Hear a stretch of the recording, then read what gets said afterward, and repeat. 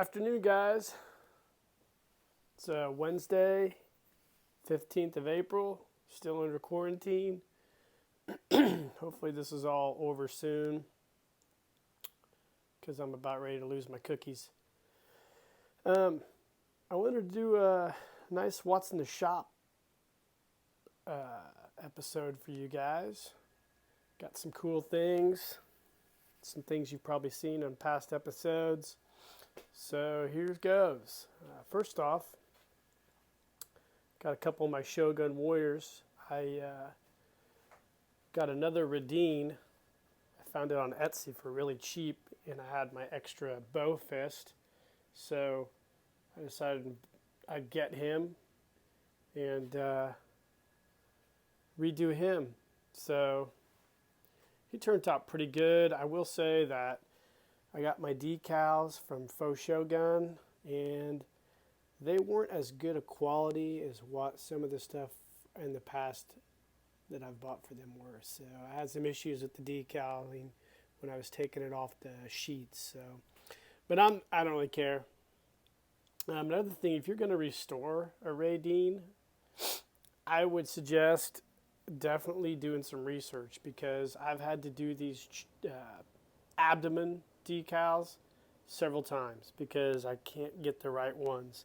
There's 3 different editions of the Radine figure, and my ignorance has definitely shown when I ordered decals for these. So, I mean, the decals are fairly expensive, so you got to take your time and do your research so you can make sure and get the right ones. Next up, for a long time I've been trying to complete this Dragoon figure, and I've needed his Star Shooter. These things are rare and pricey. But I got lucky and found a broken one, or one that was presumed broken by the owner. Got it. And I actually fixed it. So just needed a spring reset. So whenever I get with Derek from Shogun Plastics, I will order some new shooting stars. You can see. And I'll be back in business with this guy. So my 2 Shoguns are complete. Pretty excited. These are probably the last Shoguns I'm going to have for a while. I would like to get the Godzilla, but I don't want to pay a bunch of money for it. So unless I find one at a rummage sale or auction for really cheap, I'm probably done with Shoguns for a while. Next up, my son, he's starting to become more adept at playing with certain toys other than Hot Wheels. He likes to play in the bathtub with stuff. So I picked up this vintage Adventure Team deep sea diver. And I had this when I was a kid. This isn't mine, but this is one I got off eBay.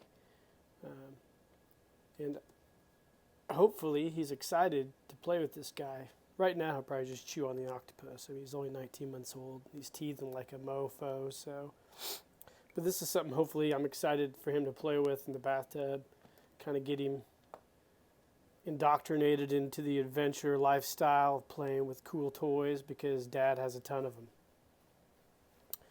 Next up, how many of you guys are familiar with this in the G.I. Joe community? This is the Classic Collection Navy SEAL set. This is was pretty hard to find when it first came out. I have several of the sets. I used to go around to Toys R Us's and get them. And I always thought they were kind of junky. Well, come to find out after I started doing some research all these years later, this frame for the Alice pack is sewn on backwards. And I think they're all like that. I had got to dig out my other ones to find out. But I always wondered why this belt system didn't fit correctly. Well, these are sewn backwards. So I think what I'm going to do with this one is get my seam ripper, detach this part, and re-sew it all in correctly so these backpacks fit correct. Kind of frustrated. I don't know how that happened, and I don't know if all my other ones are like that, but I'm pretty sure they are, because this plastic frame should be flipped around, and this piece right there should be turned the other way, and they're not. This is really a cool set, though. I don't know if you guys are familiar with it. When it first came out with some had some pretty cool gear with it for the 2000s or late 90s. So I have probably about 15 of these because I did a Navy SEAL team and I equipped them all with these. So but this is just something I wanted to bring to your attention. If you have this at home, double check yours because these are on backwards. Next up, some small little projects I've been working on. I took this M1 Grand that was broken, had the end broken off and had the trigger guard missing. Fashioned a brand new trigger guard for it and cast a brand new barrel and reattached it. Gave it a nice paint job. So I'll probably be doing a few more of these and putting them on eBay soon. And then I also took the time to cast a couple of these knives. Now, something about these knives, I think, I don't know if I've brought this to anybody's attention or even showed people these. These are casts of a line of toys from the 90s called M-Force from Marchand. They were like a Rambo knockoff, and they came with these survival type knives. They had sheaths with them originally, and I have several of those, but I found that these are really good G.I. Joe knives. And it'd be cool if somebody was able to take this and professionally make the molds and the sheaths for it. I should get a hold of Cotswold and see if they're interested in doing that sometime. But these are pretty cool knives. These are, again, cast reproductions, so they're not super high quality. But I do tend to make these from time to time. But look that up on eBay if you get a chance. You want to find a really cool survival knife for your G.I. Joe. I would look up M-Force. You can still find a lot of them on eBay, and the knives are just super cool. I wish I would have thought enough when I was going to do this video to get those knives out and show you what they look like, but I wasn't thinking. Here's another one. I did a casting that the blade didn't do too well, and I took the handle and gave it to my dad, and I said, hey, why don't you try to hammer out a knife blade for it? And he did, so this is a metal knife blade. That's kind of cool. I don't know what I'll do with it. But there's some knives I just kind of toyed around and made. Next up, some of you might be familiar with the fuel drums I've made in the past. Basically, I take a Cafe Pastello espresso can. Pretty cheap. Get these for like $3 at Walmart. If you like espresso, it's pretty good. I take these cans, I strip them down to the bare metal, prime them, paint them, and then I've come up with my own gauge, and I got some reproduction G.I. Joe parts from the fuel station on the headquarters. And I basically cast and make these fuel drums. So this is kind of like a sequence. The can, blank, paint, finished product. So here's a custom decal I did. I did order some material to do some decaling because I want to finish up some other stuff. So I will be doing a tutorial soon on that. But this is almost complete. I've got a few other things to do on this one, and it'll be done and ready for eBay. So this one as well. This is from another espresso can brand. I did an all silver one. I used to do ones for Panther jets, but this is just going to be like a general purpose fuel can. Also, I managed to find another one of my fusion power supplies I made.